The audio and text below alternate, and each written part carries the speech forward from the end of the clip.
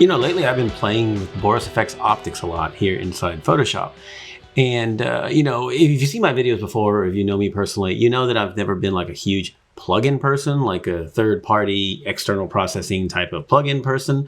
I just never had a great experience with it. And I feel like the type of structure that they have, which is open up another window and go do something there and then come back, is limiting. But I've kind of learned some ways of late in working with some of the folks at Boris, how to use something like Boris FX Optics in a not just a linear way, like go somewhere, get it done and come back and then that's it, that's all you got, but have some flexibility. So the first thing I was told, and it makes total sense, is to take your layer, in this case my edit layer, which I've duplicated, and go ahead and just put that into a smart object, right? That makes sense because any filter really can do that, or most of them anyway, right? Okay, cool. So now we're there. So I can come up here, go to Boris FX and go to Optics. And of course, it's going to open up that third-party interface, which historically I've been critical of.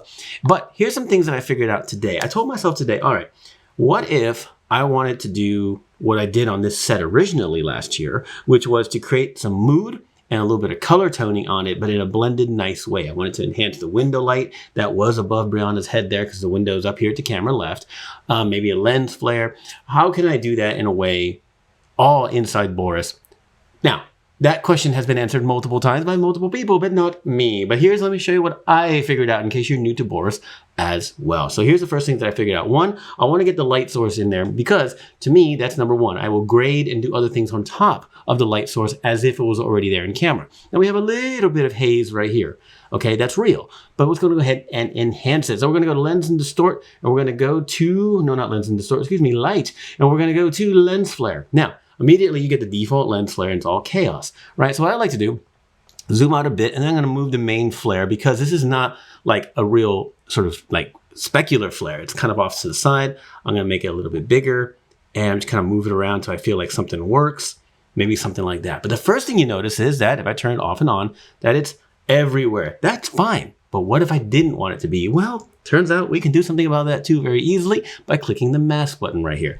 And one of the options here is gradient, which is a Photoshop thing as well. So I can go ahead and just kind of move this stuff around and decide where I want this gradient to be. And just kind of, you know, stretch it if I want to. Kind of see what it looks like, rotate it. Something like that. And then I can come back and be like, okay, let's see what that looks like. Let me zoom in just a bit, put it back on fit. That went from here to here. Cool.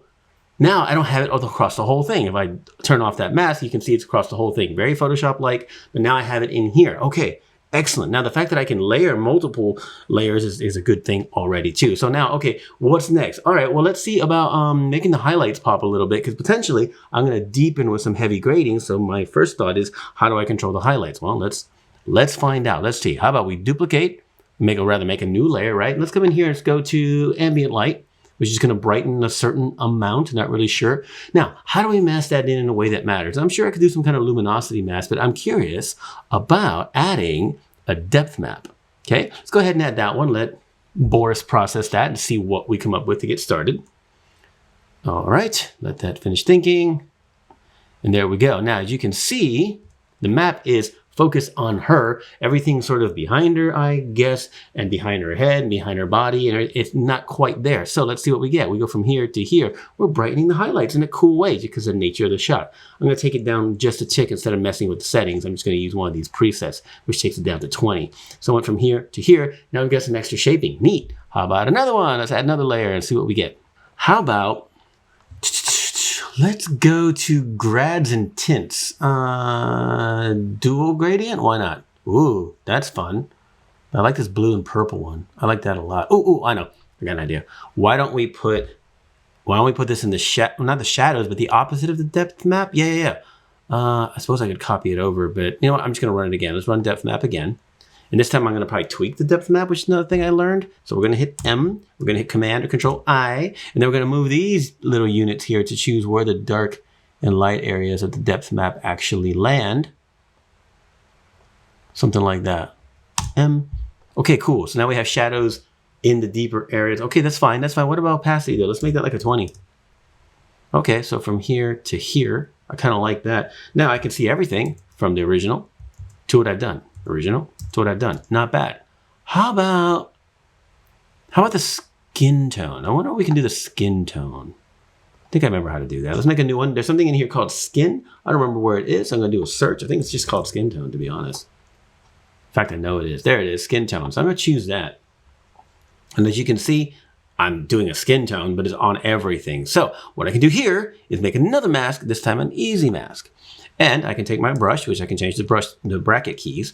And if I right click, or left click, excuse me, I can paint with the green little line here. It does not have to be accurate. This is basically telling Boris, hey, what I need you to do is select this area. Based on the areas that I'm showing you, think about it, look at it, use your AI brain and figure out where do you want me to select, right? But more important than telling it what you want, you right click and tell it what you don't want. So in this case, I don't want any of this. So I'm gonna use a nice big brush and just be like, you know what? None of this, none of that. Don't want the corset, none of that. Don't want the gloves, none of that, etc., etc. Cool. And then we hit enter and see what it does. And then we can tweak from there if we need to. I don't know if I overdid this or what, but let's just see. Okay, well, that's not bad. There's the mask. Okay, we can tweak a few things. So we can come back into the mask and take a small brush and small, and sort of right click in here maybe. Let's see what that does. The dark areas in the hair. Don't know. This area right here. I mean, this doesn't have to be, you know, laser accurate, I don't think. Not with what I'm trying to do. Hit enter. Let's see what it does. Okay, a little bit better. And now, hit M. We have a deep skin tone, which is way too much. But I'm going to move it down because layer order is important. I'm going to put it before the lens flare because it's part of the original image, right? Now, you're only looking at this layer right now. You're not looking at the composite of all of them. Let's go ahead and put that like a 25% opacity. Okay, come back to the top. And now let's look at everything. This is without the skin tone. Exceedingly subtle. Let's go back there and give that a little bit more because everything we did on top of it changed it, right?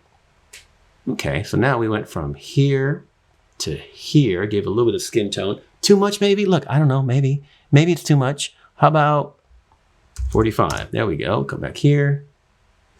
We can see everything from here to here. You see how we're giving it some life and some depth from there to there. We can even see it together from the original to that one. We're giving it life with a little bit of lens flare and some color toning. You know what? The skin tone is still too strong. That's okay. We're going to make it 40%.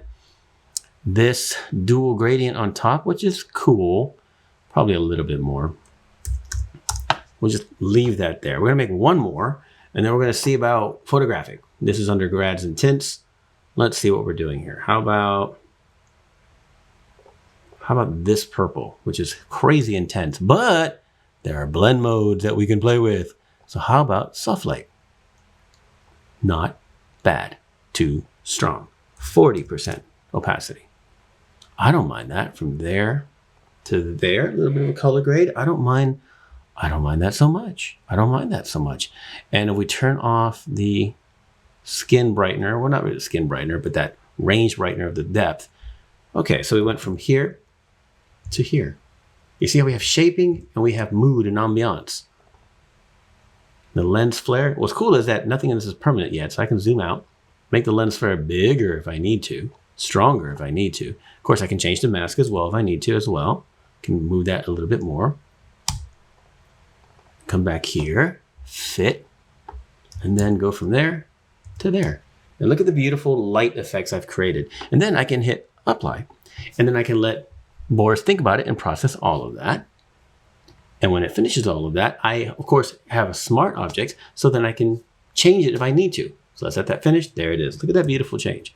From here to here, I've created a whole look, and I really, really enjoy that. And then if I double click optics here, because it's a smart object, it'll ask me, hey, do you want to, reload everything? Yeah, go ahead. And there it is, all back. And I can keep working. And I can save those things as looks and presets and things of that nature. And I haven't done a whole lot of that, but I'm going to, and I'll make videos about it. But right now, I just kind of want to show you guys how cool this is. I actually figuring out how to use a third-party situation that looks kind of nice. I actually don't mind that. I probably would do a little bit more on the color grading on my own, I think, because I'm still more used to Photoshop tools, and I kind of like the way they respond. However, that's not to say that I'm not going to play more and more with Boris FX when I'm really trying to make, well, effects. That's really what it comes down to. If I want something that looks effecty, atmospheric and some cool shaping or something like that, then Boris FX is a very good option. Never mind how you can export different maps and masks and export just the transparency, the alpha of an effect instead of just, you know, putting a copy of the image. I mean, there's things I'm discovering. But for now, I wanted to show you guys I can do a whole beautiful atmospheric look with Boris FX, and I'm new at it. I'm pretty excited. So I wanted to share that today.